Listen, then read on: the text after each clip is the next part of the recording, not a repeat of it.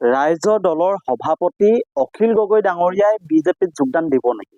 তেওঁ কিয় ক'লে যে মই বিজেপিত যোগদান দিম?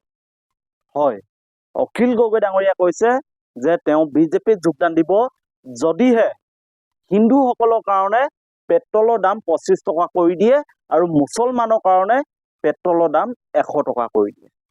কাৰণ আপোনালোকে দেখিছে যে সমগ্ৰ ৰাজ্যখনত এতিয়া হিন্দু মুছলমানৰ ৰাজনীতি, গৰু মাংসৰ ৰাজনীতি।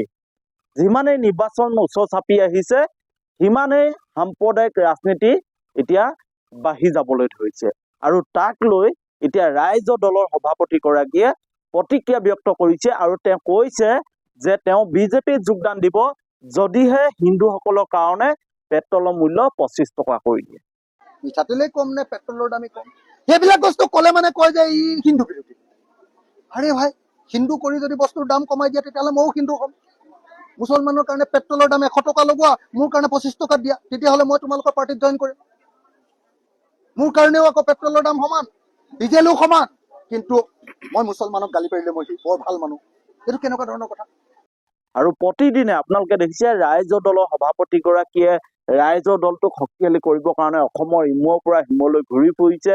প্ৰতিদিনে যোগদান কাৰ্যসূচী ৰাখিছে আৰু যোগদান কাৰ্যসূচীৰ মাজতে আপোনালোকে দেখিছে যে প্ৰতিদিনে বিজেপি IT চেলেই হওক, অসমৰ সন্মানীয় মুখ্যমন্ত্ৰীগৰাকীয়ে হওক, প্ৰতিদিনে সামাজিক মাধ্যমেই হওক, সংবাদ মাধ্যমেই হওক, সাম্প্ৰদায়িক মন্তব্য দিয়া বাহিৰে তেখেতলোকৰ কোনো বিকল্প এতিয়া ৰাস্তা নাই। উন্নয়নৰ কথাবোৰ নকয়, মূল্যবৃদ্ধি কথাবোৰ নকয়, নিবনুৱা সংস্থাপনৰ কথাবোৰ নকয়, কেৱল তেখেতলোকে কৈ থাকে এতিয়া হিন্দু মুছলমান হিন্দু মুছলমান। অখিল গগৈক হিন্দু বিৰোধী বুলি কয়, অখিল গগৈ ডাঙৰীয়াক অখিল উদ্দিন বুলি কয়। আপোনালোকে যদি সামাজিক মাধ্যমত চাই অখিল উদ্দিন বুলি কৈ অখিল গগৈ ডাঙৰীয়াক তাচিল্য কৰা হয়। তাৰ মাজতে অখিল গগৈ ডাঙৰীয়াই প্ৰতিক্ৰিয়া ব্যক্ত কৰি কৈছে যে আমি হিন্দু, গতিকে আমাৰ হিন্দু কাৰণে পেট্ৰলৰ দাম 25 টকা কৰি দিয়ক আৰু মুছলমানৰ কাৰণে পেট্ৰলৰ দাম 100 টকা কৰি দিয়ক, মই বিজেপিত যোগদান কৰিম। আচলতে কথাটো নোহোৱা নহয়। হিন্দু মুছলমানৰ ৰাজনীতি কৰি আছে, অসমৰ উন্নয়ন কি হৈছে? হিন্দু মুছলমান কৰি থাকিলে আপোনাৰ মোৰ কি লাভ হ'ব? হিন্দু মুছলমানৰ ৰাজনীতিৰ জৰিয়তে আমাৰ কিবা সামগ্ৰিকভাৱে উন্নয়ন হৈছেনে? ব্যক্তিগতভাৱে উন্নয়ন হৈছেনে? আমাৰ ঘৰৰ সন্মুখৰ ৰাস্তাটো উন্নয়ন হৈছেনে?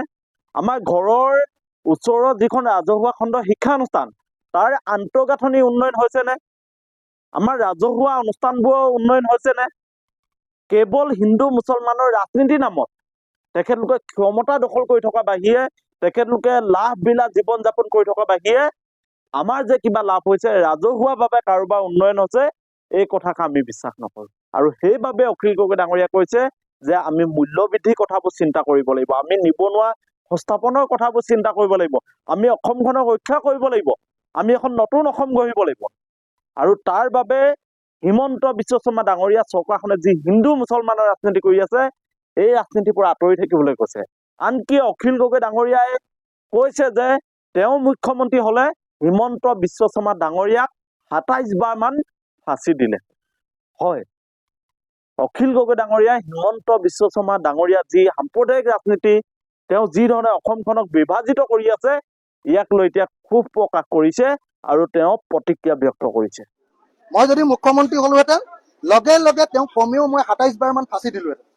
তেওঁ যিবিলাক কাম কৰি আছে 27 বাৰ মান ফাঁচি হ'লহেঁতেন মোৰ হাতত পৰিলে হিমন্ত বিশ্ব শৰ্মা।